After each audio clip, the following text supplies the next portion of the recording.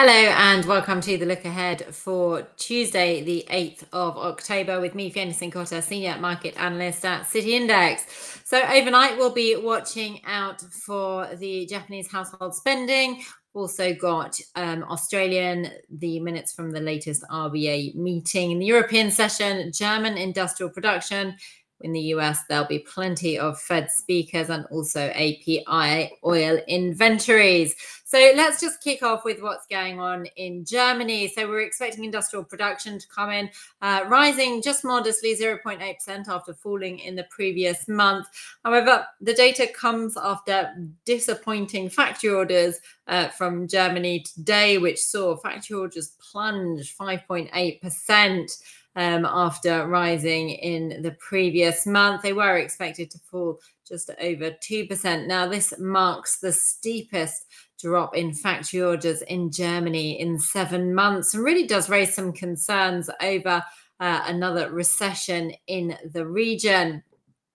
Now, if we just have a look at what all this means for the DAX, obviously, it's worth keeping in mind that not only do we have German data, which is weighing on the DAX, we've also got concerns over more broadly the conflict in the Middle East and what that means for the global economy and how it's affecting risk sentiment. So if we just have a look, this is the DAX here. It's actually, we reached that all-time high just at the end of September of just below 19,500. The price has eased lower and it's actually now testing that 19,000 support. So that was the high that we saw at the end of August. So that's quite a key level. It's a level that was been hit a couple of times last week, seemed to hold.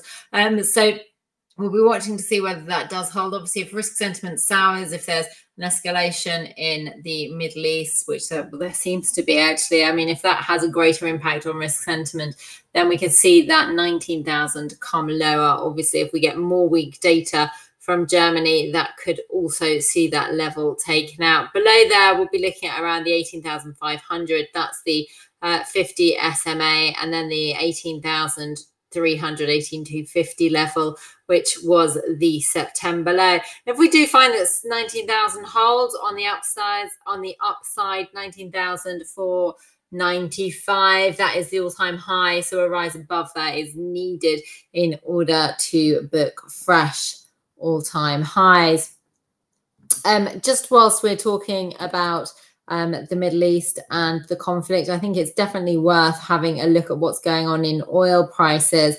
Now, you can see last week oil had a 9% rally, marking its strongest gains, weekly gains, since I believe it's March 2023. And so, I mean, we've also seen an extension of that increase, those gains at the start of this week, trading up 3%. And that's basically on fears that supply will be disrupted. If Israel attacks Iran's infrastructure in retaliation, then supply will be affected. Supply hasn't been affected so far in the Middle East conflict, but there's just been that risk premium on the price that actually maybe it will. But now we seem to be moving closer to a point where actually oil supply could be impacted. Now that's helped oil prices rise towards the 200 SMA, which is going to be the next point that buyers will be looking to cross. That's at 77.25. And if we get a rise above there, then that really brings 80.40, which is that mid-August high,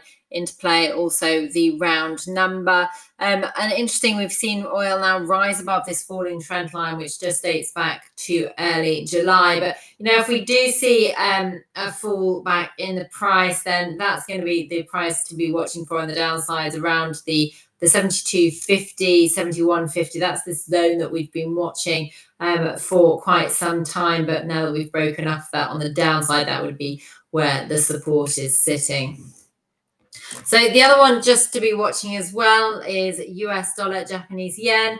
Now, as I mentioned, we have the household spending from Japan out overnight is expected to decline, which is really interesting because, I mean, you know, we've seen this really a mix of US dollar strength and Japanese yen weakness has seen this pair jump over 4% last week. Again, in one of its biggest moves for a very long time. So biggest week again. I can't remember the exact figures, but it was for a long time.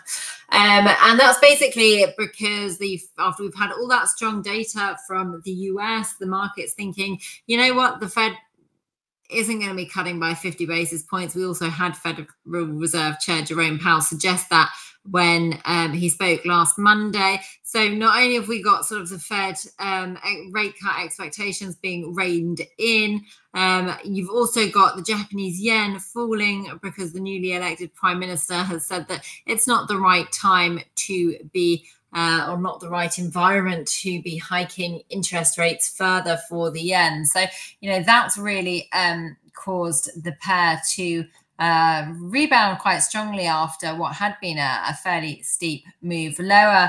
Now, as far as levels to be watching out for at the moment, I mean, on the upside, the next one's this 150.85. That's the 200 SMA.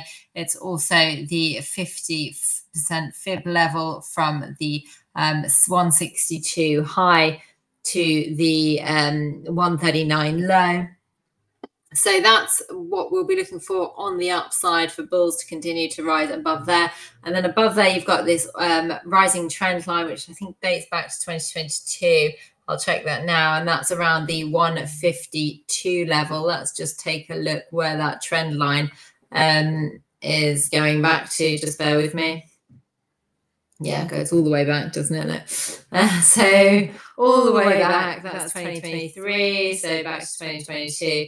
And that's where it goes back to. So yeah, so it's a pretty important trend line as well that bulls will be looking to try and get back over. Meanwhile, sellers, as far as support is concerned, on the downside, the immediate support is there at this level here, the 147. That was the high we saw at the beginning of September, the end of August, but below there you've got the 145, which is the round number. That's what I'm going to be watching. There is obviously lots more going on, as I mentioned, but I hope that you've liked what you've been seeing, and if you do, then please do give this video a like, and if you would like to receive more like it, then please do subscribe.